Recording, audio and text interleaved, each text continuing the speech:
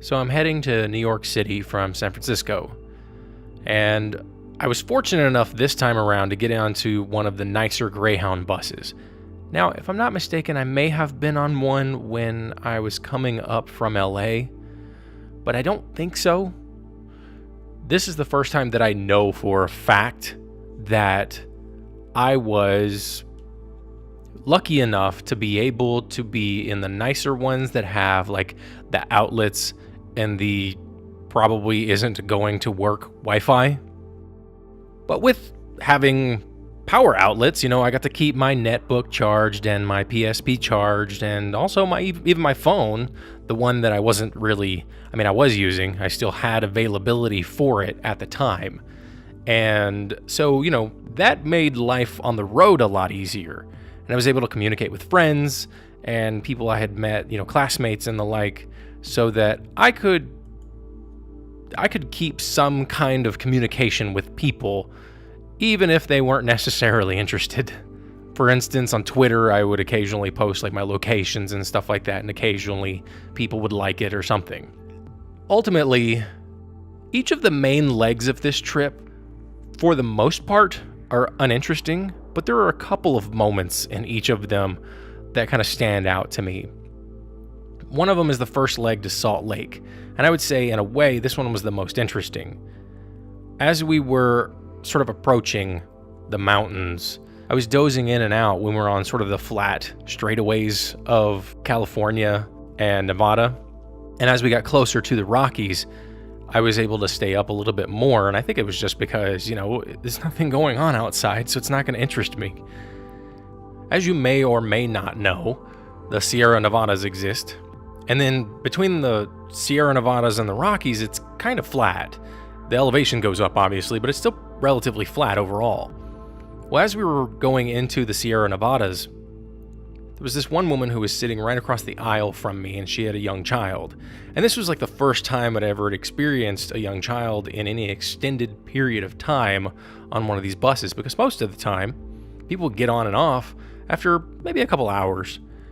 And there were very few people that I noticed that would stick around for a really, really long trip, which in a way was good because that meant people were getting on and off, and often there was room available, because again, like I said before, having that space to yourself is really important, especially when there are moments when you have no space.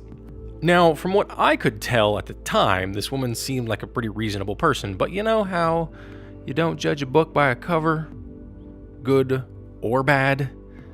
Kind of the same situation here. So I noticed that her child was calmer whenever it was either sucking on a bottle or if it had a pacifier. And at one point, she just stopped giving the kid a pacifier for whatever reason. And as we were going up higher and higher into the mountains, the more and more the kid wanted to scream.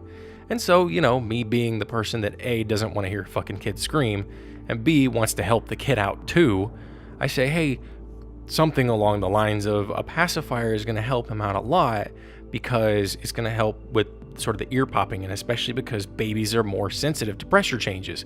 She wasn't happy, obviously, because nobody likes it when they're taught how to parent by other people, even though nobody really knows what they're doing. Yay. So she gets up on her high horse or whatever and shuts me down, essentially. But, now I'm just more pissed at her instead of, making peace across the whole fucking bus. Whatever. Sorry, lady. I thought I was trying to help. Well, you know what? Hopefully that's a lesson to everybody else too. You're not special just because you have a kid. If people are trying to help, if your child is causing distress to everybody else, maybe it is a good idea to learn from other people. Even if that person doesn't have a kid or doesn't appear to have a kid or whatever, they just may have some information that's useful for you. So please just listen to people. It's not going to kill you. In fact, it's going to make you more humble and a better parent overall. Rant over. She ends up getting off somewhere, I guess, in the middle, or I end up moving forward into the bus. In one way or another, she's just no longer essentially part of my life. And during sort of that straightaway between the Sierra Nevadas and the Rockies as we're heading up into Salt Lake, I start to notice that I'm getting some eyes from this one girl, and at one point I just kind of speak up and we start talking a little bit. And I don't remember the overall details. It was just really friendly banter, probably talking about the things that we were doing and our little experiences. And often, as is the case, people ask me a question, I say something, and then something about my answer makes them ask me more questions, and often I'll end up just taking over the conversation unwittingly. And I don't intend to do that 95% of the time. So over time, I've learned to try not to do that. But I've also found in doing that, more people want to learn more from me too. So it's kind of like a blessing and a curse at the same time. I don't know. But as we get up there and we arrive in Salt Lake, I find out that she's actually kind of young. She's like 16 or 17, maybe 18. She's right around that area. And, she's like there to spend time with her grandma or something. And I'm like, man, this sucks. I think she had tattoos, so she's probably at least 18, but you never know. And it doesn't really matter. I mean, it's not like there was anything likely to happen, but, it sucks when you can't get a break sometimes. Whatever, you got to move on, and that's exactly what I did. I didn't stick around in Salt Lake for too long, although for some reason, somebody wanted me to hold their kid or look after them for a brief moment, and I'm like, no, thank you. I'm not going to be responsible for your child. If you need to go to the bathroom and you want to stay in line or something, you better formulate a plan, because I'm going to stay in the line and you're going to do your own thing, and I'm not going to take care of your kid. I'm not a babysitter, and if I am, you're going to pay me $100 an hour. So we get back on the bus and we start heading down towards Denver. And for all intents and purposes, there's really nothing that happens. I think I may have talked to a couple people here or there, what have you. And I decide that when we arrive at Denver, I'm going to do some errands. So it's been about a day, and I haven't showered. I think it's been about a day, roughly at least. I haven't showered, and I need to do laundry. So I start walking, because that's what I did. I just walked pretty much everywhere if I was going to do anything. As Uber wasn't a thing, of course, and taxis were not a thing I was going to have to deal with ever again, because I learned my lesson in Albuquerque. So yeah. I want to say it was about 1 mile to 2 miles from the Greyhound station when I found the laundromat that I was after. And just for painting the picture a bit, it had recently snowed in Denver quite a bit. There was about 4 to 6 inches on the ground, but like none on the streets. All the streets were clean, and they looked like they had just been wet for a while. But there was just snow everywhere. And what's funny is I've seen this kind of snow, but I wasn't anticipating it. Like, you should think going into Denver, it's over 1 mile above sea level. It's like late fall. We're getting into winter. It's gonna snow, but I missed it apparently. So that's good. So all I got to do was just see the aftermath, which was great. And it wasn't even really that cold. That was what was really throwing me for a loop. Like, I had my coat on and I was warm, but it wasn't as cold as you might expect for it to be a couple days after snow. And then maybe that's also the reason why. I don't know. I get my laundry done and I come back and, I'm pretty much living on McChickens at this point. I'm trying to find McDonald's so I can get like 2 or 3 McChickens to shovel into my face.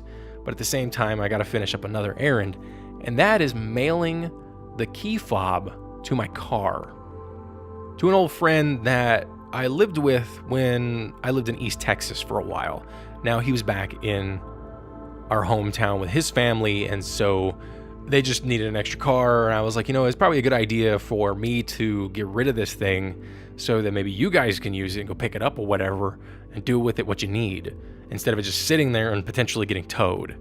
Because it was sitting at a metro station, essentially, in downtown Dallas. It was at the Mockingbird station, if anybody lives in that area. And at this point, it had been there for at least 2 to 3 weeks. Easily. Because, it took me a while to get to this point anyway. I get into the post office, I take care of my business, and then I'm like, you know what, let's just keep going. And so I get back onto the Greyhound, and I run into somebody. In all honesty, there was no way I would have known I would have run into this person. It doesn't make sense that I would have run into this person, because on the bus to Denver from San Francisco, there were several people, of course, some of whom stuck around the whole trip. So even if you never talk to them, their faces are going to become familiar. And while I'm at the station waiting to go toward New York City, I see a familiar face from the previous bus. Now, it's been like half a day. I walked around, I did my laundry, I came back, I did the post office thing, I got food. I've spent a while doing this. And there were I decided I wanted to do the 12 or 15 hour layover, something like that, because I could take care of stuff. There had been other options where it's an hour-long layover or a direct transition, but I see a familiar face from the previous bus, and we both recognize that fact. And so we're talking while we're waiting in the terminal to get back on our next bus. We both find out we're going to the same destination. We're both going to New York, or at least we're going the same direction, which is what? So we just start hitting it off. We're talking. It's just this young dude. He's probably 16, but if he's not, he looks like he's 16 and he may be in his 20s. I know some people like that now. And it was just nice to have that kind of connection with somebody for a brief moment. And what's funny is we got to talking so much because it was late. It was probably at about 8 or 9 before we finally got on the bus and was on our way out. Because again, like I said, this was a 12-hour layover. And at the same time, I'd be tired at some point as well. But being the person that I am, the gregarious, extroverted person, when I find somebody to talk to, I will talk to them sometimes for hours about anything. It doesn't have to be anything important. I can just talk. And sometimes it's good, sometimes it's bad, doesn't matter. In a way, it was bad because we were kind of upsetting and disturbing some of the people on the bus. But what's funny also is that there was this older woman who had no problem with it whatsoever. She was right in front of us or something. She kept handing us snacks, small bags of chips and stuff and candies and whatnot. And it was just a hilarious sort of microcosmic event in my life that I would have never anticipated would ever happen. That I just run into this person, talking to them, we're annoying people, but then this lady's like, nah, it's fine, whatever. And she starts joining in on the conversation at times too. So, the first several hours on the bus were pretty fantastic until, where everybody was just starting getting really, really tired and then everybody starts to fall asleep. And, obviously that was a big highlight of the whole trip. And what's funny is I almost forgot about it. And I'm so glad I didn't, because it makes you realize some of the small events in your life that really do matter. Something to think about. So we're continuing on, and Kansas is flat. Kansas is really, really flat. I already knew that it was flatter than a pancake. It had been measured and found to be flatter than a pancake. And it's really boring. And me being the person that I am, if I don't have anything to look at outside, I get really bored really fast, fall asleep. It's just how I've been ever since I was a kid. Rushing through the rest of Kansas, we go into St. Louis, Missouri, which I know is not Kansas, because I was thinking of Kansas City, okay? Sorry. I see the arch from the bus. I never actually stopped to go visit it because, again, I'm still in my head. I'm still going to New York. That's where I want to go. But we have an hour layover. I'm like, you know what? I'm going to go hit up McDonald's again and get me some McChickens. Because, again, I'm just living off of these things. And it's it's literally $1. Now, that kid I don't know exactly where he got off. I don't remember. I'm pretty sure he got off between Denver and St. Louis, though.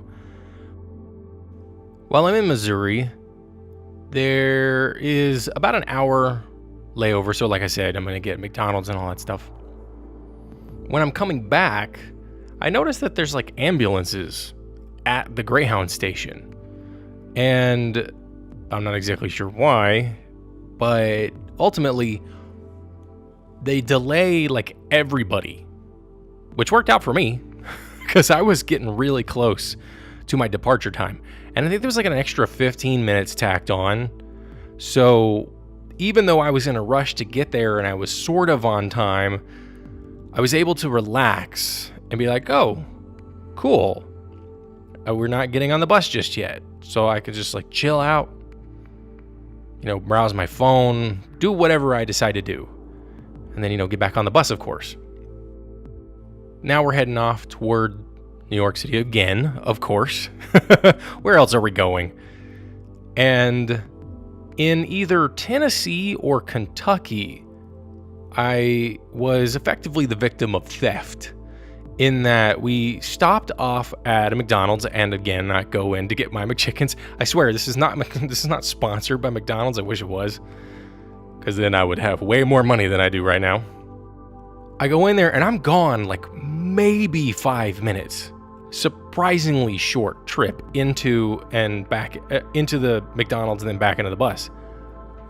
And I'm eating my sandwich and everything, and then I notice that my PSP is missing. And I'm thinking, where is it? So I start searching my bag and my pockets and stuff, and it's not there. And I'm thinking it shouldn't be gone because the headphones were still hanging in the pocket. There's like a little cup holder that was sitting next to the seat that was in front of me. And that was where I'd usually set the PSP. So my only thought is obviously somebody had to have taken it. And before we're like, as everybody's starting to pile on, and before we leave, I kind of like call out into the bus, hey, anybody seen my PSP? I think it's missing. And nobody's really speaking up. And I'm just like, I was gone for like a couple of minutes. It was sitting here in a cup holder. I mean, the earphones are still here. So obviously somebody must have taken it. I don't care who you are. If you did take it, bring it back. That's cool. I'm not going to get on your ass about it. I'm not going to call the cops. And then an obvious guilty party speaks up because they're like, well, maybe you shouldn't be leaving it there. And I'm like, well, maybe you should give it back to me. That's probably not what I actually said, but that's how I feel now. And I said, if you need it, I've got the charger. So go on and come on and tell me. And don't worry too much about the music because there's not a whole lot of good stuff on there. It's mostly Lady Gaga and Natalia Kills. So you're probably not going to even like it either. And that was the last I saw of my PSP too, which sucked because I had some video games and stuff. I had homebrewed it so that I could play like Game Boy Advance games on it and stuff, some ROMs, which made it a nice little piece of kit. And I really wish I'd been able to keep it. But, such is life, I guess. And we're moving on into New York. And we finally get there. I mean, again, there's really nothing that happened at that point. It was mostly just get on at designated stops, stretch your legs, get some McChickens, get back on.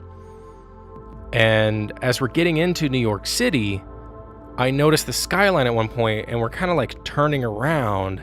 I'm like, oh man, hopefully I'll be able to get a shot of the skyline because we were heading into the Lincoln Tunnel. And apparently, based on how you approach the city, there's like 2 moments where you get a chance to take a shot of what is effectively the entirety of the island. It's a really beautiful shot. And at some point in the future, I want to go to wherever that place is so that I can get that shot.